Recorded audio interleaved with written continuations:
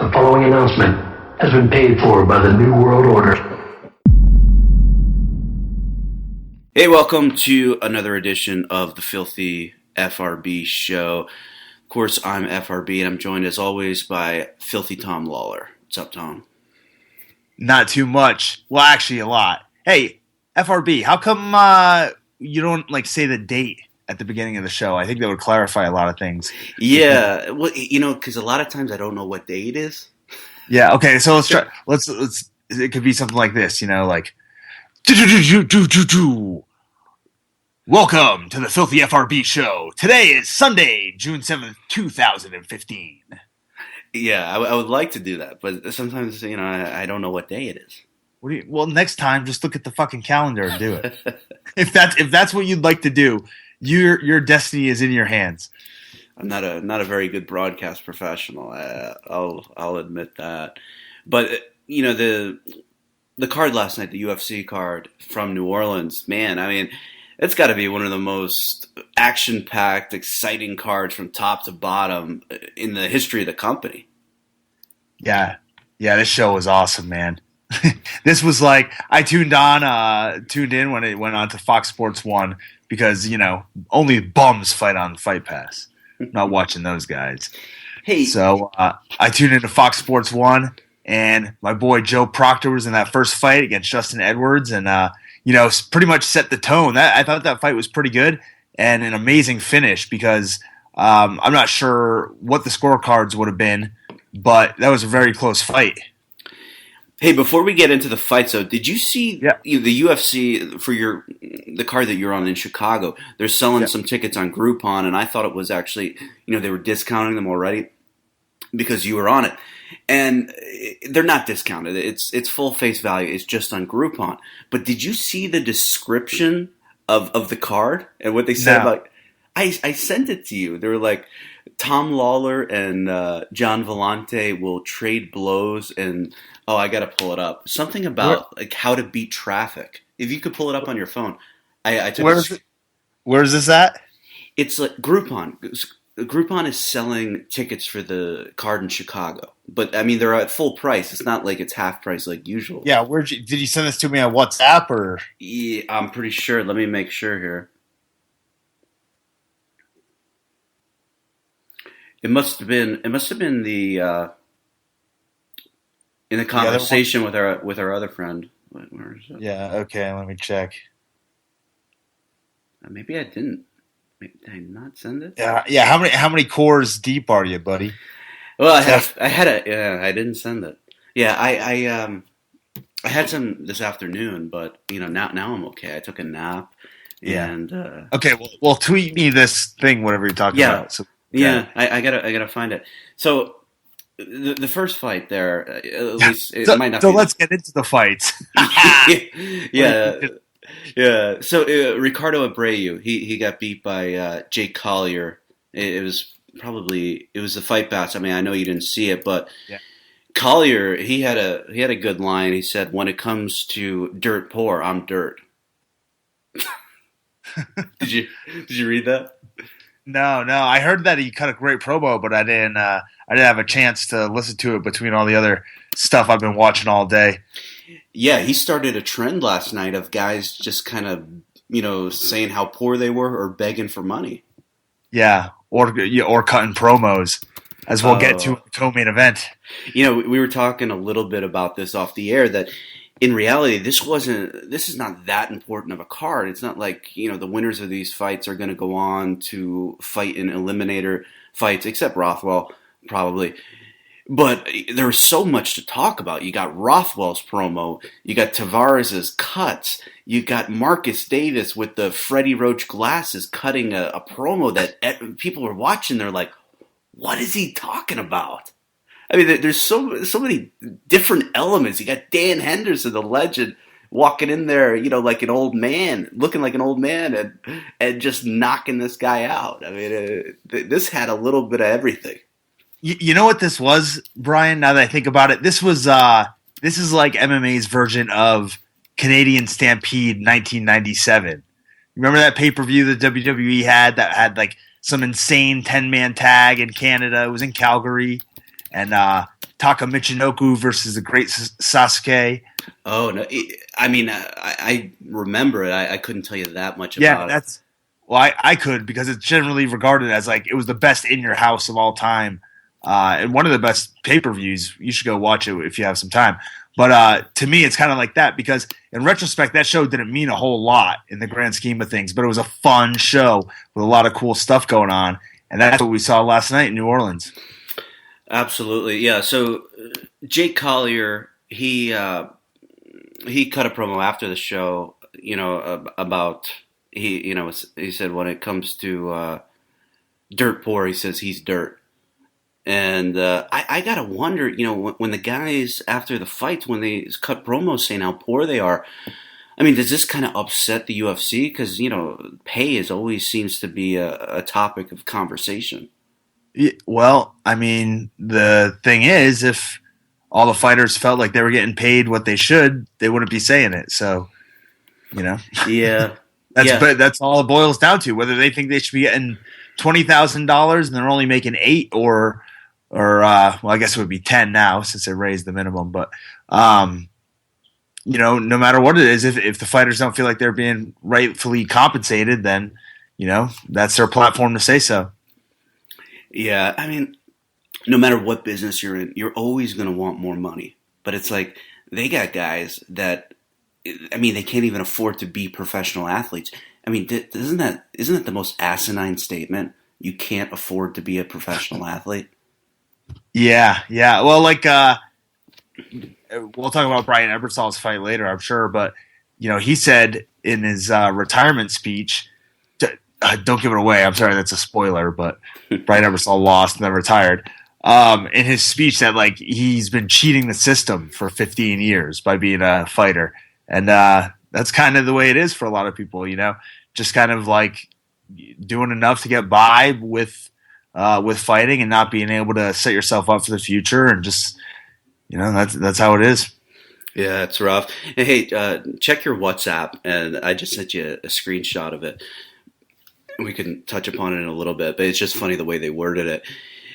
Just you were talking about before Joe Proctor choked out Justin Edwards, and Proctor, his dad actually is an actor, and he was the #1 assistant to Captain Harris in Police Academy. And I don't think a lot of people realize that Captain Harris, that was a shoot. I mean, he really is a captain, and Proctor was his #1 assistant. Okay. No, you can't confirm, or I don't know. I'm trying to read this thing you sent me that doesn't even include me at all.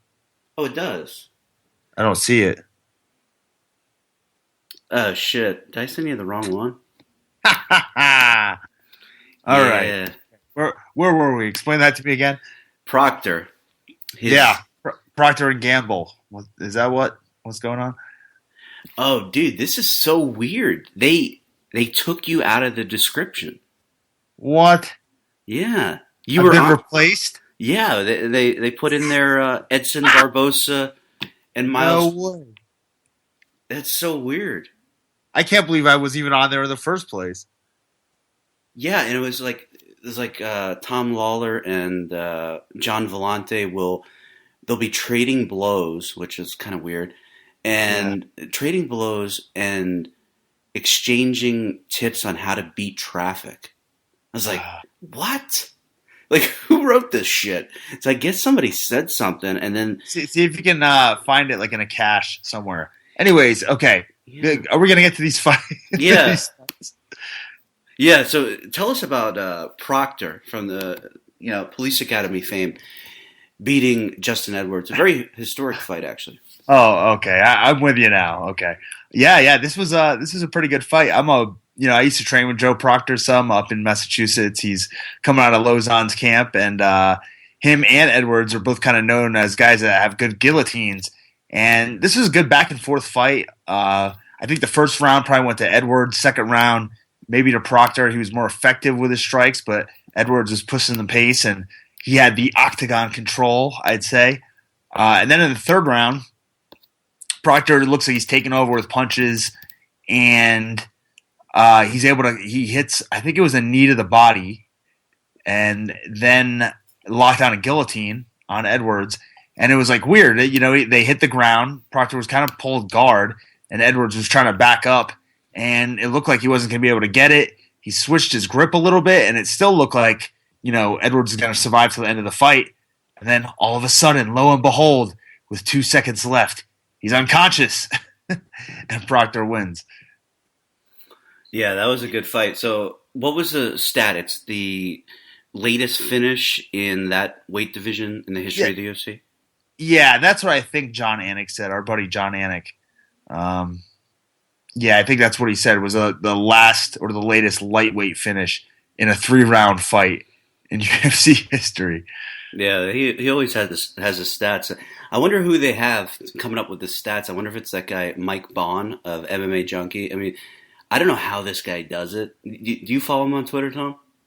No, but I will now. Yeah, it's last name Bohn, and he's a young guy. I think he's only out of college a couple of years, but he writes for MMA Junkie, and he's got every statistic known to man. I don't know how you can come up with these statistics unless you have some kind of computer program to like tell you. But he's able to tell you everything. So yeah, that's a good follow for all things. And I also sent you another text about the Groupon thing. I can only get the Google search, so I'm not going insane. Yeah, okay, we'll take care of that later. Yeah. Yeah. So moving on to the next fight, there was Chris Wade. He was taking on Christos Giagos. Hopefully, I'm saying that correctly. So just a little background on Wade. He went to Nassau Community College on Long Island, same as Chris Weidman, Phil Baroni, and then wrestled. He was a Division III All-American at SUNY Oneonta. So it looks like a pretty good prospect. He can wrestle a little bit and decent stand-up. He's 10-1. Anything stand out from that fight, Tom? I didn't think his stand-up looked good at all, to be honest. I thought he just looked like a straight-up wrestler. He beat up Gallegos on the ground a little bit. And, it wasn't like his stand-up was terrible, but it didn't impress me. Wade hit a duck under, which I thought was pretty wild, and got a takedown off of it. But, it was a good fight. Exciting, but on this show, it's not going to be remembered for being anything. Yeah, I'm not really impressed by any moves in MMA until I see a sunset flip. What about an O'Connor roll? Hey, I wanted to ask you, you said before Proctor, going back to that fight, had a good guillotine.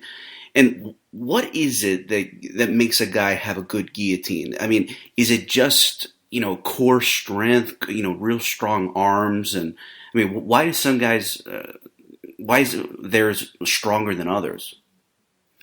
Yes, some of it does come down to being able to control that muscular fatigue in your forearms and arms. Some of it comes down to your body makeup. If you have really big biceps that are over proportionate, or your arms are short, it's going to be tough to get some of the guillotines.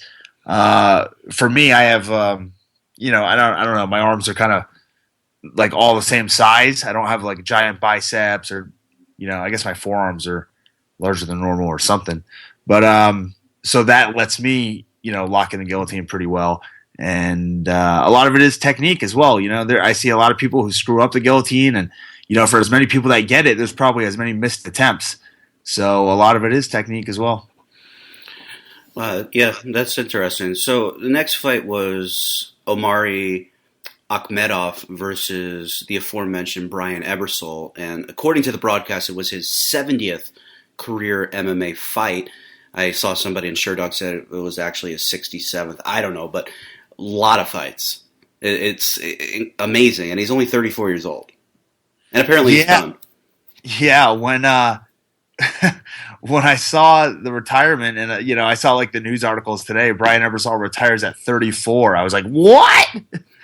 I was like, no. Is that what I'm going to look like in 2 years? He looks like he's been through some wars. I think it's aged him. Yeah, it's amazing. But he had that epic encounter with the great Shannon the Cannon Rich. Yeah. And Almond's thong. And a lot of people think that California got it all screwed up, that he really didn't deserve to be suspended for the Shannon Rich fight. Yeah. I don't really know a whole lot about it, so. Yeah, I neither confirm nor deny. Yeah, I mean, for the people out there, supposedly they said that he basically carried him. So he didn't like lose on purpose or do anything, but he kind of dragged the fight out when it was pretty obvious he's a much better fighter than Shannon Rich, but he just kind of let Shannon stay around. Well, that's if that's what they need to prove that it was a work, then every Shannon Rich fight, the winner should be suspended. I mean, I've been saying for years, let Shannon the Cannon have one fight in the UFC. I mean, he's fought in every other promotion. Oh my God! Yeah, let's get him versus Dan the Wolfman. How about that? How was that battle never gone down? Wouldn't you like to fight him? That I mean, it's such an easy paycheck. Yeah. Oh man, I would love to watch those two fight. Actually, if we could somehow organize that, Shannon the Cannon versus Dan the Wolfman. I think I'll take the Cannon by drop kick or missile drop kick. Hey, I don't know. Dan the Wolfman, he fought in Pancrase, man. I guess Shannon fought in Pride too. So yeah, that argument's out the window. And I don't know if you ever met Shannon the Cannon, but he's got this gimmick where like he'll say, mention any fighter, and like within 2 or 3 moves, I can link myself to him. Yeah, I believe. And I can't. This is like 8 years ago. I can't remember who I said. I might have said Hayato Sakurai, and he either fought him or within one guy he was able to link himself. I was like, oh God, he wasn't joking. What if it was? I would have said Datsik. Yeah, I mean remember that guy? Like there was some rumor that he had escaped the jail in Russia. Yeah, no, I don't think that was a rumor. I think it's legit. That was a shoot. Yeah, I'm pretty sure. Yeah, so everybody can look up the genius that is Datsik. How do you it? Datsik. I would just type in Datsik MMA and then and then do it because what is his name's like Vyacheslav or something like that is his first name. But. Yeah, Vyacheslav Datsik. And what is he? I mean, the pictures of this guy. He beat Arlovsky. Yeah, he knocked out Arlovsky in M1. He's some kind of. Oh my God! How great would it be if Arlovsky forgoes his title shot for a rematch with Datsik? He should lobby the UFC for that. So Datsik's Wikipedia says he is a Russian former kickboxer, martial artist, and criminal. That's quite a description. Are those going to be his 3 things if he fights in the UFC? Yeah. Kickboxer, martial artist, criminal. So his 3 strengths. I mean, Datsik, he says he has obsessive anti-Semitic and anti-Christian views. He's against both. So he's a Muslim. Is that what we're led to believe? I don't know. No, you're right, Tom. He really did escape jail. I thought that was some kind of troll on the underground. No. That's amazing. No, this is as real as it gets. Yeah. Well, any Datsik. I mean, you never know what you're gonna hear from Tom and I on this thing. But getting the train. By the way, I love all races and religions. Yeah. Just clarify that. Sure. I really do. Sure. I love everyone. So the next fight. Don't take my joke for being serious there. The Heartbreak Kid, Sean Jordan, beat Derek Lewis with sweet chin music. I thought it was the Heartbreak Kid, Sean Jordan versus Brett Rogers 2.0. Yeah, he really does look like him. But Sean Jordan, I mean, so that was the technical name would be the hook kick. Yeah, I think so. Whatever it was awesome. But even after the fight, he said, "Yeah, so I did the Shawn Michaels kick." So I guess he's a little bit of a fan, at least enough to. Yeah, or somebody told him to say that. if you checked his Twitter at all, I mean, people were blowing it up with that. So I put up a picture of his Sweet Chin Music with Shawn Michaels kicking Ric Flair at WrestleMania. It got 200 retweets. Look at that! Wow. I'm like, wow. You're gonna be trending on Raw tomorrow. Yeah, I mean, yeah, that was a great fight, man. I mean, heavyweight MMA, it can either be really awful or really fucking good. I think it's both at the same time a lot of times. Like, there was some terrible technique in that fight, but it was great to watch. Yeah, and I don't know if I heard it right. Did Stan say that Sean Jordan bench pressed 610 pounds when he was a full at LSU? Yeah. But he also, Brian, if you go on Google, you can find out that he got busted for some steroid thing in college. So he might have had a little help. Yeah. I mean, that's what it sounds like according to the news. Yeah, because that was it. Because I watched, I watched college football, and I guess that was he was on 2 national championship teams, for Saban and then when Les Miles came in, I was like, well, shit, if you're a starting fullback on the national championship team, I mean, why didn't you play in the NFL? Yeah, maybe that's the reason they didn't want to draft somebody who was embroiled in some kind of scandal. Yeah. It said he was bringing him back from Mexico or something like that. Wow. I think he's from El Paso, and it was yeah. Well, I don't understand the problem with that because I mean, you go down to Mexico, that it's allowed there, and all he was doing was bringing it back for some friends of his that are not in any kind of competitive athletics. I don't understand the problem. Yeah, just he's like a mule. He was a drug mule. I don't know. I mean, supposedly you can just walk into any convenience store and buy them there. Look at all the luchadors. Come on, those dudes don't lift legs at all. They have these huge upper bodies. Yeah, El Torito. He's I saw him at WrestleMania, man. He's put together. It's juiced. Somehow he passes creative. I was talking to Jerry Briscoe, and he's like, I need some young MMA guys, because Matt Riddle was at the NXT tryout, and I don't think he's going to get signed, and it's not because of a lack of talent, but you need to be able to pass wellness. Yeah, and that's a shame because I've heard some good things about him, but I don't know where I was going with that.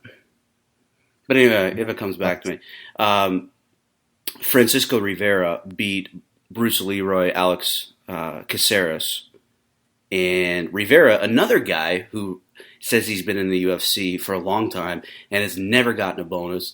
And I didn't know to take that as he's never got a of the night bonus or he's never got a bonus period. And it kind of sounds like he's never gotten a bonus period.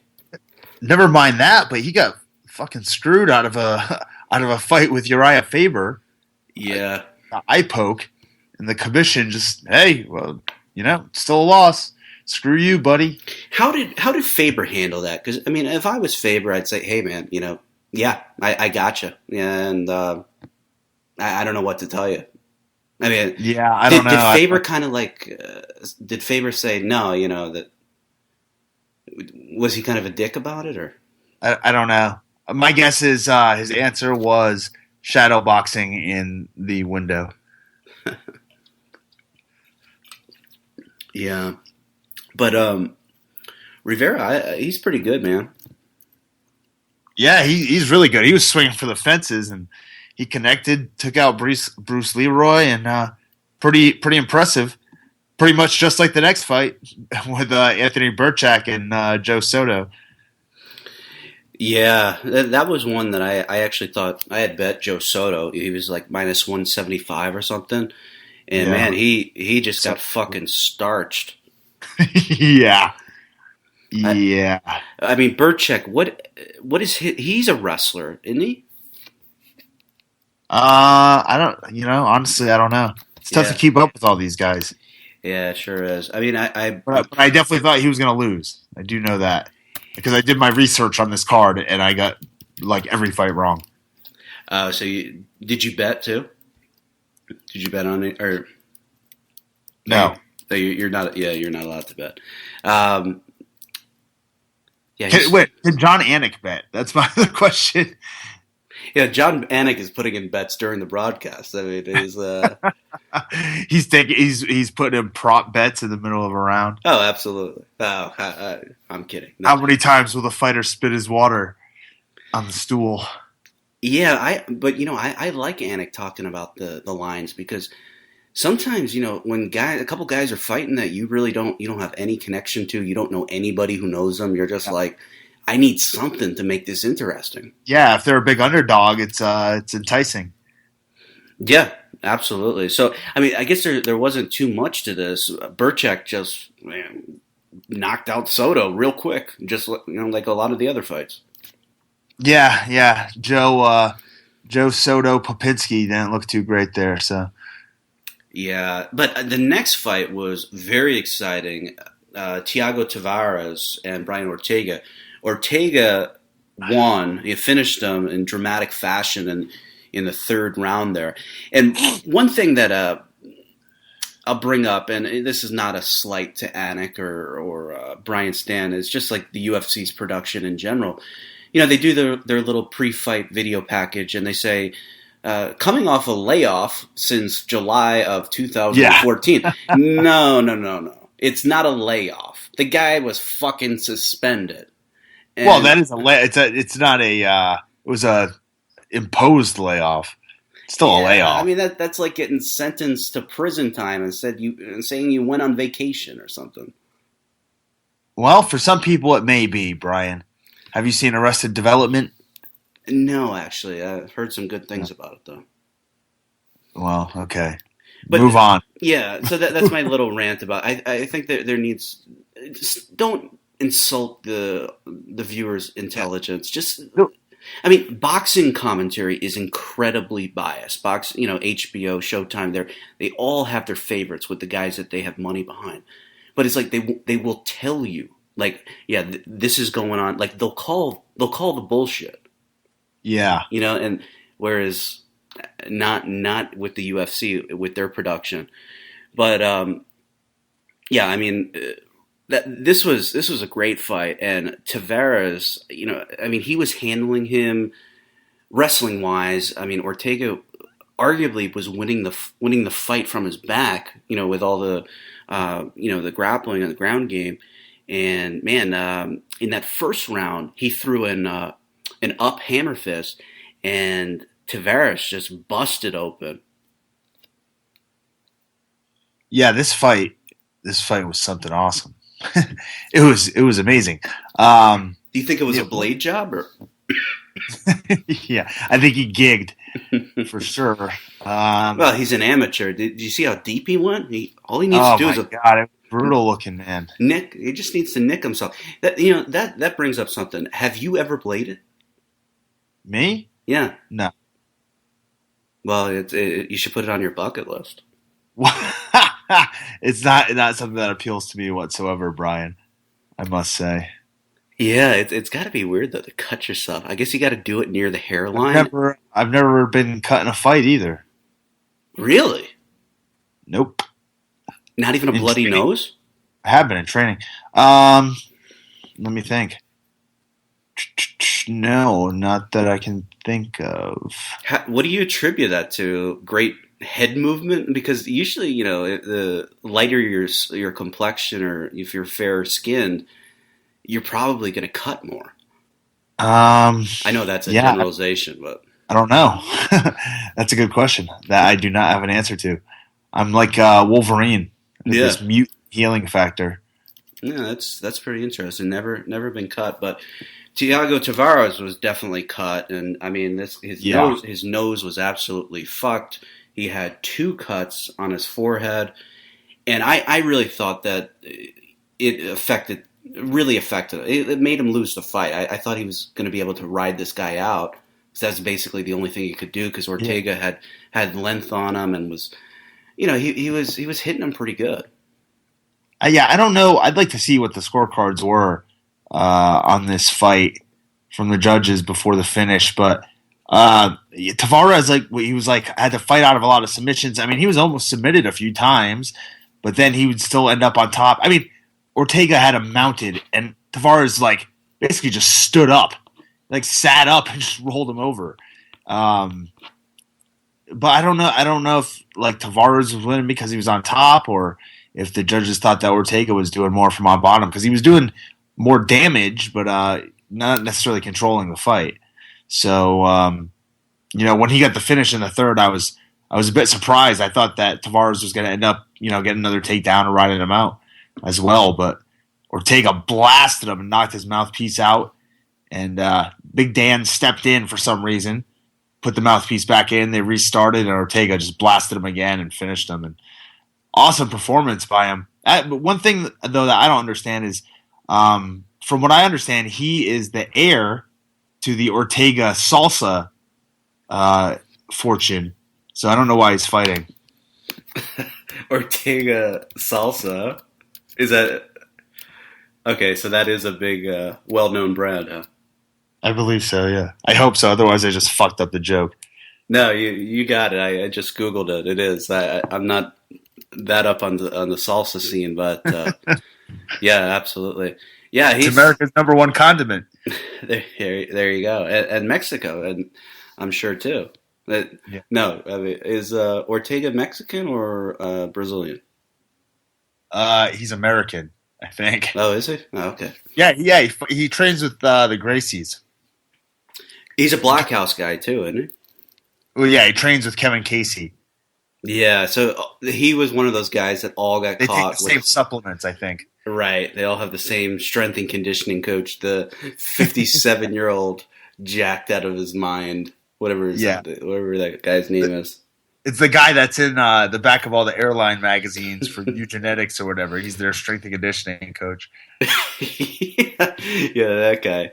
But, unrelated to the actual fights, Brian Stan was talking about how some corners now, they're giving instructions to the fighter, almost whispering, because the other corner has guys, listening at home, watching it on TV or watching it on their computer, and then texting the corner with the instructions. Yeah, that's way overdoing it. I mean, come on. Nothing that anybody's going to be able to text in there is going to be able to make a difference in that fight. Yeah, I mean, that was my reaction. It's not like baseball when, you're able to tell the batter, hey, curveball's coming, or, sit on the fastball. Just sit back and it's coming. Be ready. And it's going to be difficult. I mean, that, like you said, that's just taking it to an extra degree, and I wonder if it's just information overload for some guys. Yeah. Listen, there's very little that you can do even when you're in there. I mean, you don't hear what's going on. Your mind's moving at such a fast pace that you have to constantly readjust your thoughts and refocus. And, even if they tell you something right when you're about to start the second or third round, that's going to be gone in 10 seconds, because you can't dictate what the other guy's going to do. Absolutely. So, next fight, Dustin Poirier beat up Yancy Medeiros. Well put. He beat him up. Yeah, it was pretty bad. It was like a schoolyard fight. He was ragdolling him around, just not even like a takedown, just threw him to the ground. Did you take issue with Big John not stepping in earlier? No, I thought it was okay. I mean, I didn't think it was that bad. Yeah, I mean, I just thought Medeiros was out of it. Like his. No, yeah, he was up against the cage, but I think he was swinging back. He was swinging back. He wasn't out of it the whole time. Whether those punches had any mustard on him is a different story, but. Yeah, so that was Poirier's first fight at 55, I guess, in the UFC. Second fight. Yeah, he beat Carlos Diego Ferreira. He's a UFC fighter? Yeah. I was reading a preview of the show yesterday, and somebody said, Poirier's last win was against Cesar Mutanch Ferreira, And I'm like, no, different guy. It's Mutant fighting, who's he? He's fighting Jorge Masvidal, but Mutant was like a 205er. Oh, yeah. Oh, He's man. Is he a Black Zillions guy? Yeah, he's Vitor's like protege. Yeah. It's hard to keep up with these guys, man. So you know what it is? These people need like cooler names. Like Gunnar Nelson. Yeah, you remember that. Everybody remembers that guy. Jimmy Manua. That's a pretty cool name. Yeah, and that reminds me, I even had an idea, and I don't think he liked it. I said to Musashi, stop with this gig guard Musashi gimmick. You need to change it to Jerry Musashi. Jerry Musashi sounds like that cool guy that you went to high school with that could always get the weed and the cigarettes and the booze. I mean, that's a cool name, Jerry Musashi. You think he should be repackaged? He's like he'd be like the equivalent of Johnny Dakota from Saved by the Bell today. Is that the? Do you remember did he? Johnny Dakota? Did he steal Kelly Kapowski from Zach? Yeah, he was like an actor or singer or some shit, and he stole Kelly Kapowski, but then he was like trying to sell him cigarettes or something. Yeah. Oh man. Yeah, that show, unbelievable. But I mean, this was the one I was really. We could do an entire show on different gimmicks for guys. I mean, I've thought about this in depth. But this is a perfect transition because you want to talk about gimmicks. Now Ben Rothwell, who choked out Matt Mitrione with a front choke, a modified front choke, he now has. I don't even know how to describe this gimmick. I mean, last night I said it was kind of like Star Trek meets the Shockmaster. I think he's auditioning for the Dungeon of Doom. Yeah, I mean, the Barbarian and Meng and. He had like some weird Dracula-ish music, or I don't know what the hell that was. That was playing. It's it sounded like from what was the name of that? Not Dungeons and Dragons, but it was a Nintendo game. Dungeons and something. Zelda? No. Oh, I'm not going to remember it now. But anyways, it was like, I don't know, some medieval gimmick. Pretty good laugh, though, I thought. Yeah. So what did you think of the promo, though? Okay, so the promo was awesome, right? You could tell how rehearsed it was. And then the best part is, so he goes through this promo, says, if you think you haven't seen anything yet, or something, I don't know what he said. But then he put on the sinister laugh, like, whoa, and did a hand signal. Yeah. He tried to flee. He tried to flee the cage, and John Anik, in like the most awkward voice ever, it was like the most awkward situation, is like, excuse me, could we get your words on the fight? And he's like, what? And he comes back and he goes, we'd like some words on the fight. And Ben Rothwell was just like, totally had to go off the script and just went right back to his normal self. Yeah, I mean, I was watching it. I was like, stay in character. Don't break character, you fucking idiot. And, Anik's not a wrestling guy. I mean, he doesn't know. I mean, he doesn't know that he, but I mean, he should have walked. After he said what he needed to say, then he switched back into Ben Rothwell and gave it away. It was so fucking awkward. And what is this like hand sign? Like he puts his left arm down, and then immediately as that goes down, the right arm comes up. Yeah, it shoots up. I mean, and I'll read something here from Super Calo's Twitter account here. It says, and to give you an idea of how many people were talking about this, Super Calo says, what Big Ben Rothwell did transcended MMA. I was getting my morning organic soy latte, and the barista was talking to the hairdresser about Ben Rothwell. Wow. It's amazing. Yeah. So that's pretty awesome. So I mean, my advice to these guys, man, you don't need to be as over the top as Ben Rothwell, but man, come up with something, a couple different lines. Maybe it was goofy, but I like it, and we're talking about it. Yeah. I mean, this is one of the major stories that's coming out of this. I'd say it's like the Tavares Ortega fight, this promo, and Dan Henderson's right hand. Those are the three big stories coming out of this show. See, that's another great segue. You really set that one up on the tee for me, because you're forgetting one of the best moments of the card last night, and I think it happened right after this fight on the broadcast. No. It happened right before. Right before. The great, the legendary, the King of Ireland, Marcus Davis, was interviewed by Heidi Androl. Was that right? Is Heidi doing it? Yes. And so Marcus Davis has on the Freddie Roach, glasses. If you've ever seen Freddie Roach, he always has these very fashionable glasses on. And so tell us a little bit about what was Marcus talking about, because I don't know. How the fuck do I know? He was all over the place. You're a New England guy. It was going on forever. Yeah, it was kind of odd. He was talking about Dan Henderson. It seemed like he was Dan Henderson's guy.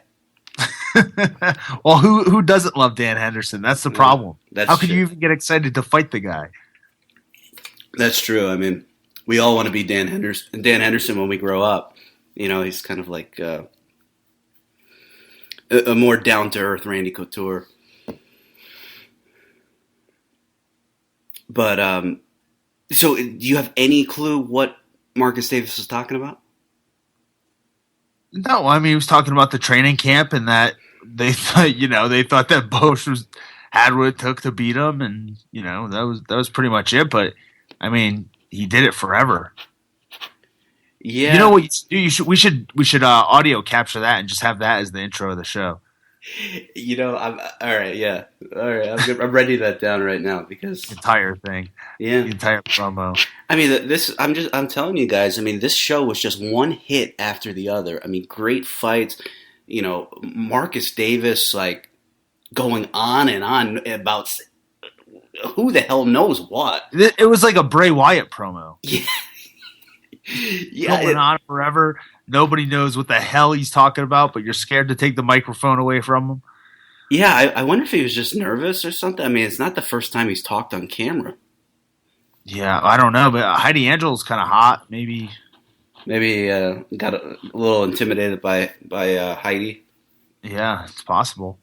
Dave Meltzer tweeted last night that Marcus Davis trained Samoa Joe and Tim Bosch. So he almost is like the Freddie Roach of MMA. Yeah.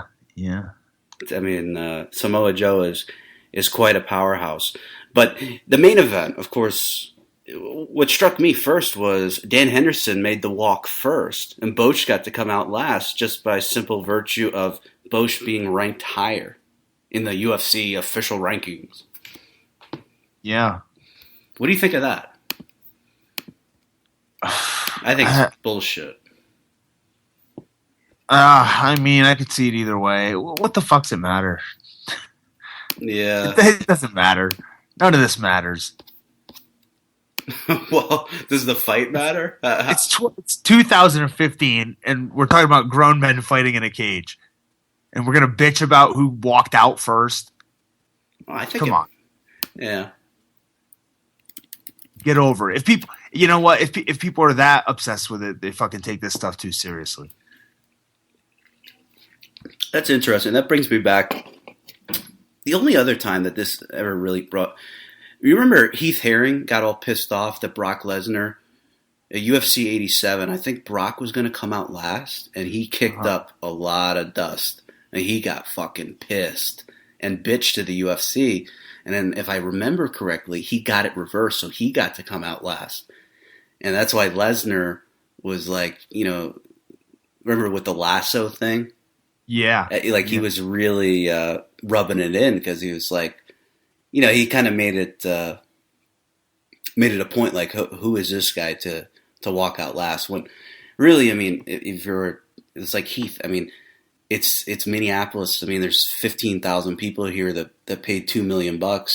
They're here to see Brock Lesnar. What does it matter? Listen, when that fight starts, if you're in that cage and you're thinking to yourself, I'm so fucking angry that I had to walk out first, you're not going to win the fight. It doesn't work like that. Is there a do you like coming out last, or would you rather be in the cage and just kind of gather your thoughts while the other guy walks? How does it matter to you? Yeah, I like to go in first. So then you can just because I do a lot of dancing and stuff, so it gives me more time to recover. Yeah, and I mean, to be honest, you do want to kind of psych yourself up a little bit, and it's tough to psych yourself up after you're dressed in an American flag, dancing to James Brown songs. So, yeah. So before we get into the Henderson fight, you're about 6 weeks out from UFC on Fox in Chicago against John Vellante. How's the camp going? Great. Feel great. Yeah. Way better. I mean, I feel better than I thought I was going to feel, at this point physically. So really happy with that. Everything's coming together, and, I'm looking forward to it, especially a little bit of added incentive here is that I look at the UFC rankings yesterday, and lo and behold, Jean Vellante is number 15. So after I get this win, I'll be in the top 15. Wow. Yeah. So that is some motivation. So yeah. You got a guy that people have heard of. They could have. Do you know when it's going to be? Is it going to be? It's going to be on the FS1 prelims, I would assume, right?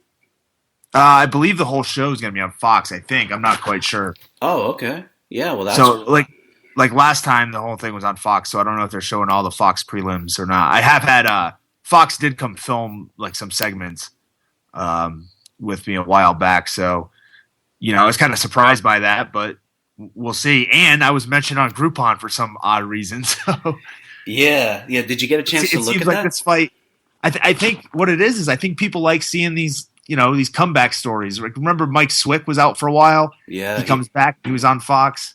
He had a problem with his esophagus, right? Wasn't that something like that? What's going to happen when TJ Grant comes back? He's going to be a featured story, Yeah, well, that is a story. I mean, I heard or I read that he's a miner now in Saskatchewan. Yeah. It sounds pretty cool, actually. Yeah. If TJ Grant listens to this podcast, I'd like to talk to him because it sounds like something I'd like to do one day. I think they make good money. Yeah, really good money. I'll reach out to him. He follows me. I follow him on Twitter, so I can just send him a message. I was curious myself. Hey, what happened? I mean, this is a guy that was going to fight for the world championship, and then he suffered a concussion. And I'll admit, I was the first one like, oh yeah, UFC just pulled him because they wanted Anthony Pettis on there. Yeah. And no, man, I mean, it must Sucks. be really bad. Yeah, it sucks because he was looking great. He's really skilled and tough, and I think he's a really good fighter. It just sucks that he had this concussion and can't seem to shake it. But I think in the article that I read, he said that he was over the concussion now, finally, but he had to take this job in the meantime to support his family. So more power to the guy. Yeah, and I like you said, I assume that pays really well. I mean, it's mining and shit. Isn't that like where Brock lives now too, or something? Does he live up in Saskatchewan? Well, I believe his farm is in Manitoba. Oh, okay. Which is like saying you live out west. It's like, well, it's a big. I don't know what's a big city in Manitoba? Winnipeg. Oh, Winnipeg is in Manitoba. Okay. Yeah. All right, so it's not in the middle of nowhere. But getting back to Dan Henderson, he knocks out Tim Boesch, and I mean, walking into the cage, Dan was, he's looking his age. He doesn't have the muscle mass that he used to have, but I mean, man, he's still got some dynamite in his hands. It's pretty amazing. Yeah, but Dan was never like the most jacked guy, anyways. Even when he was on TRT, it didn't look like he was, like overblown and all muscled up, like some of the other guys that we've seen on it. So I really don't, I just see the physical change in him, and it's like, well, guy's in his 40s. What do you expect him to look like? Yeah, he looks like some guy in his 40s should, not like the other guys who've been using TRT and steroids and look like they're, they have the body of a 25-year-old. Yeah, and I had this argument, with some guys, like with TRT. I mean, there's a long list of guys who used it, but there's a very short list of guys whose body totally transformed on it. Hmm. Dan Henderson never, like you said, he's had the same body, basically on TRT and off TRT. I mean, he's a little smaller now, but he's also really old. I mean, he'll be 45 in August. I mean, I can't even get my head around, getting locked inside a cage at 45 years old. I mean, anybody that's seen Dan, he kind of walks around like he's hurting, And Yeah, he's like the Terry Funk of MMA. He's like all beaten up, tough for him to walk, but when he gets in there, he fucking goes for it. It's yeah, like his body remembers what to do again, no matter how broken down he is. So, it's going to be a sad day when there's no more Dan Henderson. But yeah, and people were trying to, already writing him off. He's going to lose to Bosch, and then he should retire. And he's not retiring anytime soon. I mean, I know that firsthand. I just saw him about, I don't know, a couple months ago, and he was talking about it. He's like, no, I got 3 fights left on the deal, and gonna fight off, at the very least, gonna fight those 3 fights. yeah, hey, he's got a contract. Yeah, and for pretty big money. I mean, probably $250,000 or more. I mean, that's some pretty good money if you can get it. He won't have to be begging for a bonus like the rest of the guys on the card. Yeah, and he's a guy that they can't cut because Bellator would snatch him up, and everybody loves Dan Henderson. Yeah, and because if Bellator did get him, I mean, it's you put him versus Tito, and you got 2 million viewers. Yeah, So and then the winner of Kimbo versus Shamrock. Yeah, I'm actually looking forward to that. I mean, I know Shamrock's going to take a dive, but I'm really interested. Come on, you don't know that. Like, how is he going to sell it really good, or is it going to end up embarrassing Bellator that Kimbo throws a punch that misses him by a foot and he dives, and I mean, I'm just hoping for a Dada 5000 run-in. Did you have opportunity to see that documentary on Netflix called Dogfight? No, I did not, but I did see Dada 5000 fight in real life, in person. Yeah, for people that don't know, Dogfight it's on Netflix right now, and it's a documentary about Dada 5000 and street underground, street fighting scene in South Florida, Miami. But when did you see Dada, or where, or if you're even allowed to? Well, he had an actual fight. Oh, it was an MMA fight. It wasn't one of yeah. Let me double check to make sure it was him. But it was interesting in the documentary, not to give it away too much, but he said like Kimbo was kind of holding him down, like because Dada was like saying that he was getting over, and Kimbo was kind of holding him back a little bit, and it was like, I don't know, man. Yeah. I saw it was Dada 5000. I saw him fight. It was in 2010, the Action Fight League Rock and Rumble 2. You fight anybody that anybody would hear of, have known? No, he fought Cedric James, defeated him in 2 minutes and 34 seconds of the first round. I remember this fight; it was awful, and I think Cedric James actually was in mount, and they stood him up. No joke. I'm almost positive about that. But look, there's some other people on this show. Like Dan Kramer was on this, Wagner Roca, Jessica Aguilar, former WEC title contender Ariel Gandula. Who? There's some decent talent on the show, but Deadeye 5000 was on as well. And there was a wild brawl. Where did that take place? What's up? Where did that take place? That card? Seminole Hard Rock Hotel and Casino in Hollywood, Florida. Oh, okay. They're hosting Machida versus Romero. June 27th, I think. That's an interesting fight. Yeah, I'm going Machida. Yeah, I mean, I don't know. I'm kind of on the Romero. I don't know. Romero, he kind of seems he's a really slow starter, though. I don't know if he, but and so is Machida, isn't he? Yeah, but I think there's a lot of changes we'll be seeing in the UFC. I see where you're going with that, but I don't know, man. I brought that up to some people in the wrestling community, and they're like, "No, he's always looked like that, and he's always been subject to WADA testing." And they're like, "I don't know what it is. The guy just, unless Cuba has had some incredible lab, they're like he's always looked like that." Yeah, well, hey, I don't know. Yeah, possible. Yeah. I mean, the guy's got an incredible look. But yeah, I mean that's a good transition. The other thing I wanted to touch upon, the UFC came out with their new drug testing protocol, and it's going to be overseen by USADA. I guess they got 2 labs here in the United States, one in Salt Lake City, the other at UCLA, and then I believe there's another one in Montreal. So those are like the 3 main ones.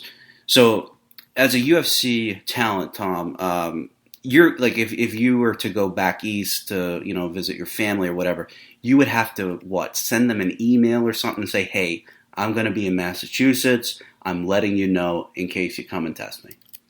I don't know. Good question.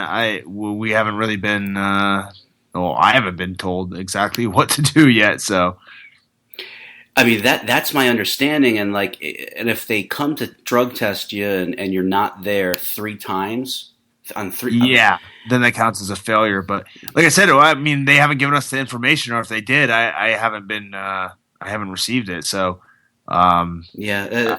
See, I want to know stuff, and I need to know it, but I don't have it yet. So, yeah, that's not good. That's I mean, geez.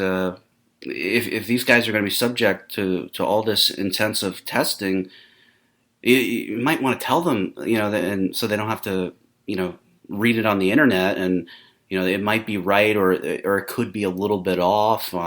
Here just to throw out some numbers. This is from the Wrestling Observer newsletter.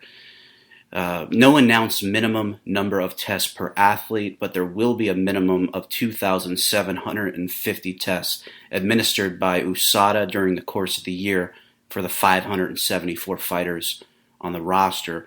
So that works out on average to 4.8 tests per year per athlete.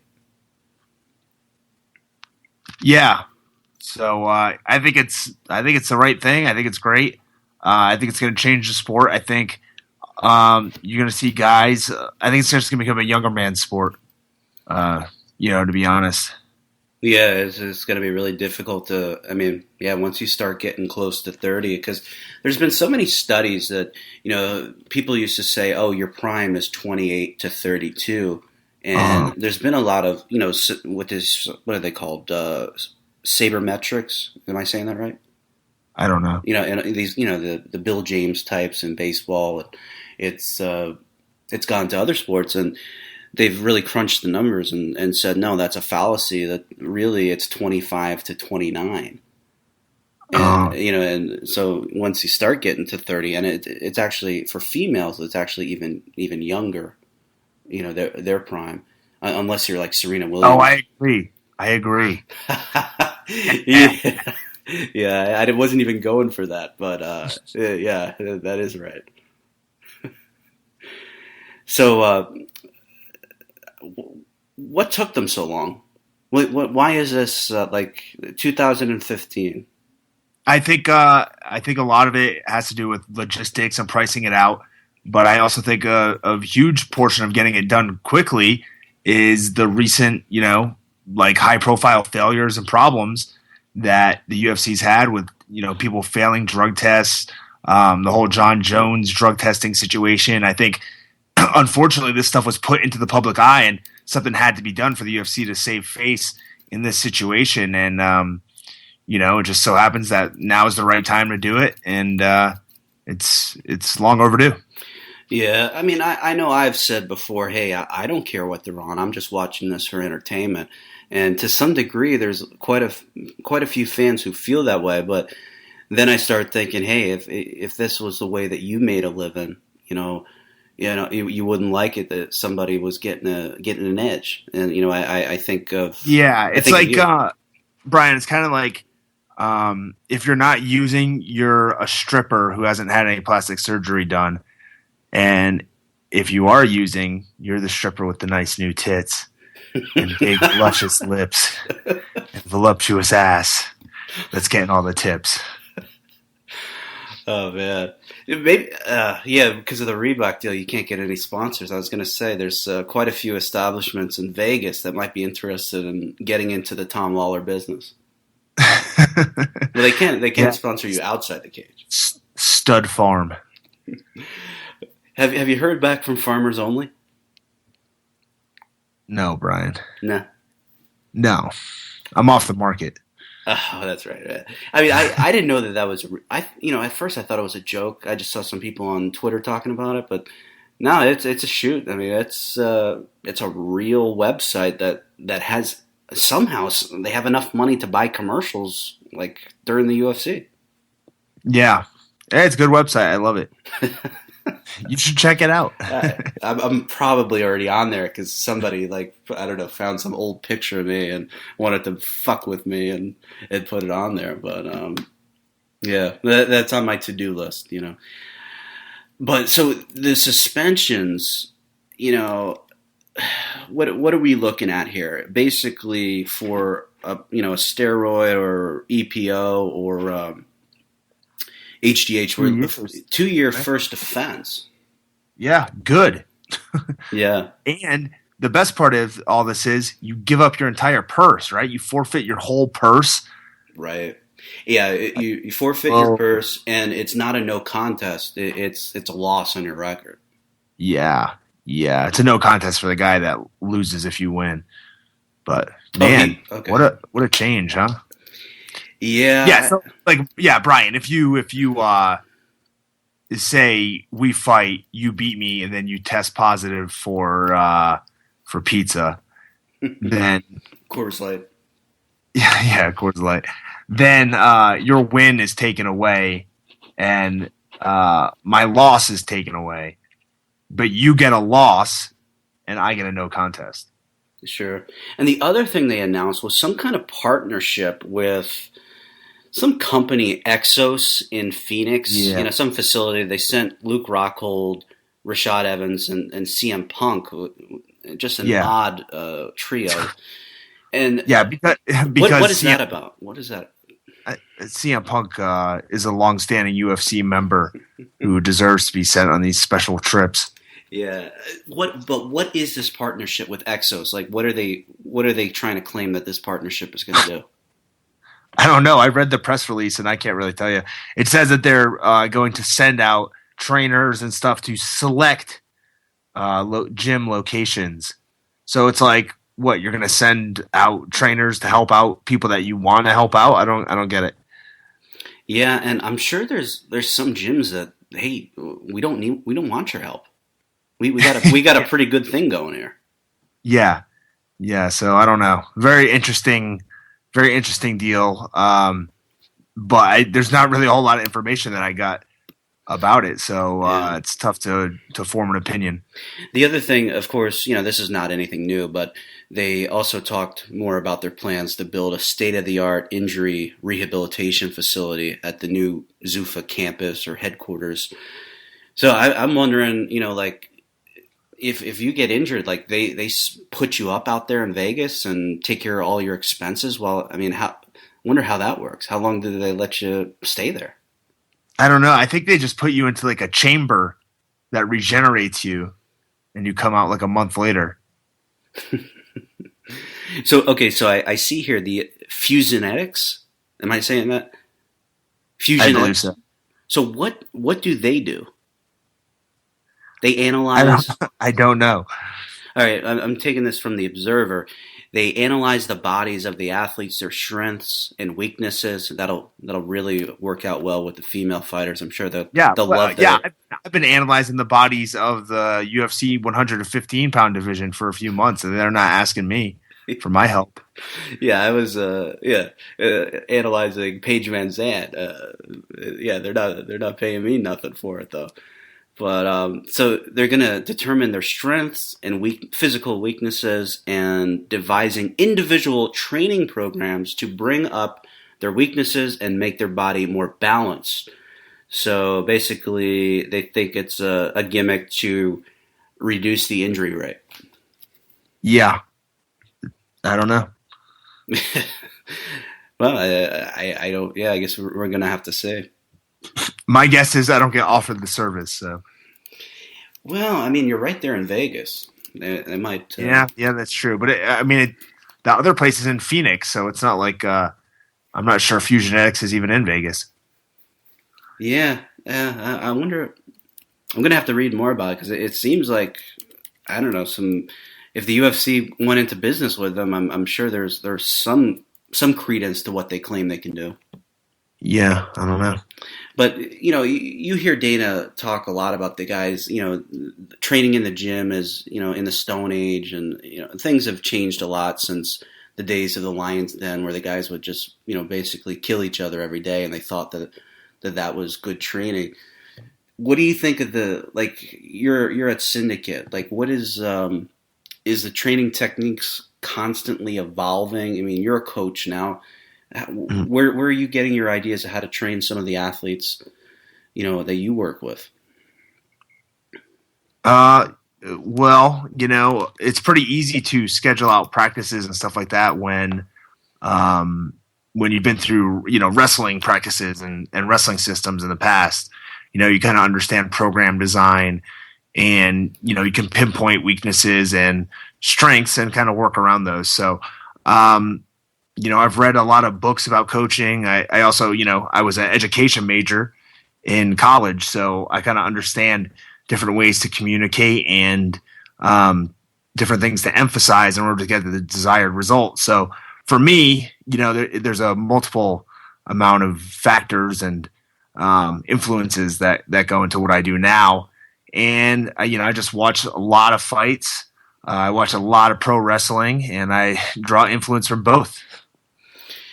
About the sparring, though, how do you know what's too much sparring, what's the right amount of sparring, or is it just different for each person? It's different for each person.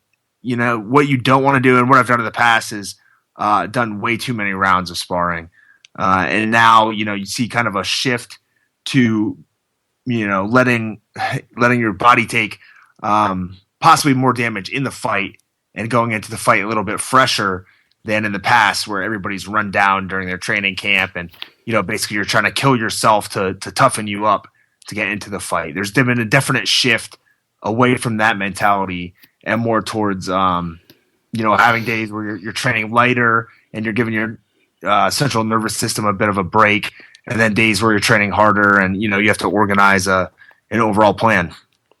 Yeah. Just to finish up here, I wanted to get your thoughts on Brock Lesnar and Stone Cold Steve Austin wrestling at WrestleMania next year in Dallas. Do you think it's just idle chatter, or do you think Stone Cold actually would come back and wrestle? I mean, if he's going to come back, it's going to be for that, if they want to fill that place that they're talking about, I mean, they'll probably be able to do it. But I mean, if you want to have the biggest crowd ever, you're going to need to pull out all the stops, and that match would definitely be one of them. And there's no better place for Stone Cold to have his final match and come back than right in his home state of Texas. So I think they're going to try to get that on the show. I think they'll try to have Triple H versus The Rock, and then we'll probably see some maybe you'll get the Shield three-way for the title as the headliner. And I wouldn't be shocked. What if CM Punk fights in January, gets his ass kicked, and they have him back in WWE for a bunch of money with in by late March? Yeah, I don't know. I don't think that's going to happen. But I mean, a little update on CM Punk. Askren was saying he's really coming along. I mean, he's looking good, and Ben's he's not in the business of giving out compliments to people that don't deserve them. So apparently he's working hard in the gym, and he's on pace to be able to compete by January, against somebody with he has no experience, so it would be somebody with a little bit more experience, like I don't know, maybe 1-0 or 2-0 or something. Yeah, it's going to be interesting to see who they dig up for this. You know? It's going to be such a surreal moment to see him walk, for a shoot fight. It's just going to be so weird. Yeah, I can't even imagine it. I wouldn't be surprised if he never fights, but we'll see. That's another theory that a lot of people have shared with me, that they think it was just one big publicity stunt. It was like, because they were like, why would you send him on a press junket, on all the major channels? The guy doesn't have a fight scheduled. I mean, the guy doesn't have anything to talk about. I mean, what is that about? Like, he didn't even pick a training camp when they sent him on that press junket. Yeah, it's just a very strange situation, I guess. But I mean, if they were doing it to gain headlines, it works. So good for them. But I wouldn't be surprised if he just takes a different role as some sort of ambassador or a commentator in the future. And to be honest, I don't think anybody would, look downly upon him if they did put him in that role. I think people are going to be more upset if he, goes in there and fights and steals the spotlight from a bunch of other fighters who they think should deserve it. So, we'll see. I mean, he's got a long way to go to catch up to most of the fighters in the UFC, but if he's dedicated, you can do whatever you set your mind to, Brian. That's what I keep telling myself. But it's difficult when you have a guy like Punk on the roster. It's basically, you have to have your regular UFC, and then you have to have the CM Punk division, because he can't fight the guy. Like, he says he's going to fight at 170. He can't fight any of the current guys at 170 pounds that are in the UFC. You have to sign. You have to have the CM Punk division. Yeah, but do you honestly believe the goal is to have him, fighting guys in the top 10, top 15? It could be one fight and done. I think that's the most likely scenario. Just one big cash grab, and then go back to Vince and put on a good show, win or lose, and then go ask for more money from WWE, and I think they'd be willing to do business. You really think that's what's going to happen? I don't know. I don't see him going back there anytime soon. Well, he can't be done with wrestling. It's the only thing he does well. Yeah, I guess. Maybe he's good at comic books. I don't know. I don't read comic books. He's got a pretty hot wife. Yeah, who's unemployed too. Yeah, well, and he's had like every girl that ever ran through that roster. So, he's pretty damn good at getting girls across the board. Him and Batista have gotten everybody. Yeah, good for them. Hey, it's MMA draws the alpha males. I heard a story. There was a guy that I'll tell you off air, but he was getting a push in WWE, and a pretty well-known guy. I mean, he was upper mid-card, and people really liked his athleticism and his gimmick. And basically, Batista kind of went and stole his girl, or not talking about Johnny Mundo. Yeah, did I already tell you this? No, but this is well known. Oh, okay. So apparently they killed his gimmick because he didn't stand up to Batista. Yeah. They killed his push. His push, rather, I should say. Yeah. Basically, that's what I heard too. I can neither confirm nor deny, but basically the story I remember was that Johnny Mundo was like a cuckold, basically, right? Yeah. And this comes from a really good source. So it was like all he had. He didn't have to go beat the guy up. He just kind of had to stand up for himself. And Vince heard about it and was just like, "No, I'm not pushing this guy." Yeah. Well, maybe he's into watching. He's a voyeur. People who are like that. It's possible. Yeah. All right. So we touched upon the UFC show a little bit of pro wrestling, and then the drug testing issue, and I think maybe this week we'll try to talk a little bit about UFC 188. Yeah. Who's on that? It's Kane and Verdum. Yeah. They got Eddie Alvarez and Gilbert Melendez. And then what are the other fights? Well, Kelvin Gastelum versus let me pull this up. Nate Marquardt. Yeah, that's on there. Tisha Torres, Angela Hill is on the main card. That's interesting. Yeah. Preliminary card headlined by Henry Cejudo and Chico Camus. Is that how you say it? Yep. Chico Camus. Yeah, I don't recognize the Irish fella. Pendred is on the prelim card. It's all Pendred. Is Chavo Guerrero Jr. on the show? No, but I heard Rey Mysterio is going to do a run in the main event. Yeah. How great would it be if the LWO shows up? Who was that? Oh, you don't remember? It was all the I think Eddie Guerrero might have been the leader, but it was all the Latin fighters, the Latin World Order. Oh. It was like Ciclope, Psychosis, El Dandy. You know, it was every. I'm more of a Mexicool guy. Mexicools were awesome too. I mean, they were great. Hey, I was watching the New Japan Best of the Super Junior finals earlier, where unfortunately my boy Kyle O'Reilly lost in the finals to Kushida, who is a former MMA tournament winner in the Japanese promotion ZST. So there's some MMA tie-in right there. But there was a match between Mascara Dorada and this guy Barbario Cavernario. Have you ever seen this guy? No. He's kind of like he's like a lucha libre, like I guess he's like a comedy wrestler. He's like a caveman. Right. But I thought his stuff was great. I saw this guy. I hadn't seen him wrestle before, and I was blown away. He's my new favorite wrestler. Yeah. So you watched that? What is that? New Japan World? Yep. New Japan World. And they have an English website now? Actually, I think that their website does translate into English. And what they have is it's very similar to the WWE Network, but it's $8 a month, I think. It's like 8,000 yen or something. Who knows? And they have live shows on there. They have shows from the past. So it's basically like a scaled down version of the WWE Network, but for New Japan. Yeah. WWE Network, man, that thing is awesome. I've been watching Clash of the Champions from 90 and 91, and I mean, just like remember that scaffold match with hey, if you're gonna watch some of these, why don't I'll watch them too, and then we can review them. Okay, cool. Yeah, I was actually watching with the Fantastics and Tommy Raj. I mean, this is a little bit before my time. I wasn't really into wrestling maybe until like 91, but this is from 88, and the Fantastics was Tommy Rogers and who? Stan Lane, or he Midnight Express? Maybe both. Let me check.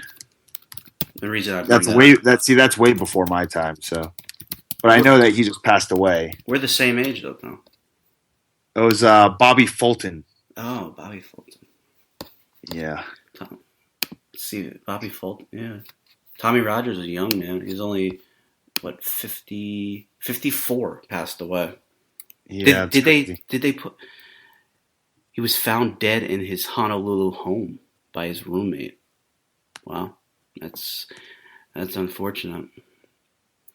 Well, all right. I guess we'll leave it on kind of a somber note there. So rest in peace, Tommy Rogers of the Fantastics. What the fuck? That's how you're going to end it? Well, out of nowhere? We didn't even talk. We never said we're going to bring that up ever. You bring up the most depressing shit ever, and that's how you end the show? Yeah. Hey, guy, remember us. We left you depressed. Well, Come on. What do you got? You got to end with something better than that. Let's see. What can we let's see what's on MMA fighting. Are you looking for a news article now? Yeah. This is that's kind of the cheat sheet. Hey, is there how about an update, hopefully a good one, on Troy Mandalonis? Any news there? No, man. I mean, I just saw actually it was on Justin McCauley's Facebook. He's in a medically induced coma. He fell off a ladder, and Ulysses Gomez also confirmed that. I guess he knows him, or he knows Troy's family, and it seems like a really bad situation. I saw somebody, I don't know if it was Troy's mother's Facebook, but somebody who's related to him, was saying something like, "Prayers are needed at this time." And just very cryptic, and I don't want to be negative, but usually when people are kind of very cryptic about things, it's like things are not looking very good at all, and they're like just hoping for a miracle to happen. Well, let's hope we get some good news. Unfortunately, and this is going to continue on in the future, is that the longer we go on here through MMA, there's going to be more people that have been involved in the sport who pass on. So, hey, we're all going to go sometimes, but hopefully now's not the time for Rude Boy there. Yeah, so he was on season 7, and you were on 8. Yeah, I believe so. I believe that's right. Yeah, 7 was Hughes and Sarah, if I recall right. Yep. Yeah, so we'll finish it up. Ben Rothwell. So we'll leave it on a little bit better note. Who should he fight next? He's talking about wanting a rematch from a really good fight, actually, at Affliction in 2009, a rematch with Andrei Arlovsky. What do you think? Yeah. I think that's a good fight, actually. I think Stipe Miocic deserves the next shot.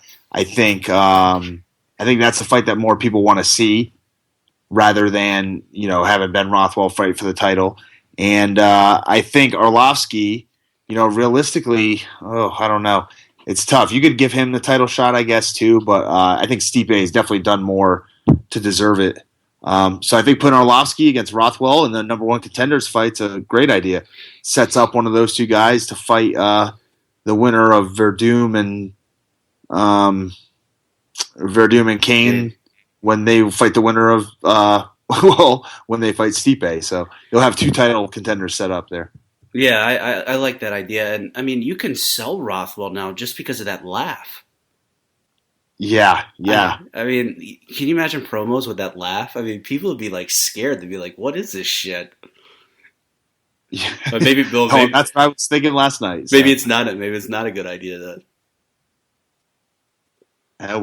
We're still talking about it now. So yeah. So just to kind of summarize it, what a card! I mean, if you DVR'd it, or whatever you need to do, torrent it, to watch it. This is really, I'd be shocked if there's a better card this year in MMA. Do you think I'm overselling it? We're almost halfway through the year too, so this one definitely ranks up there.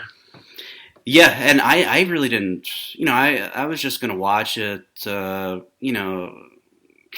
basically I watched it because we were going to talk about it, Of course I was going to watch Dan Henderson, but all the other fights, and I was happy I watched it.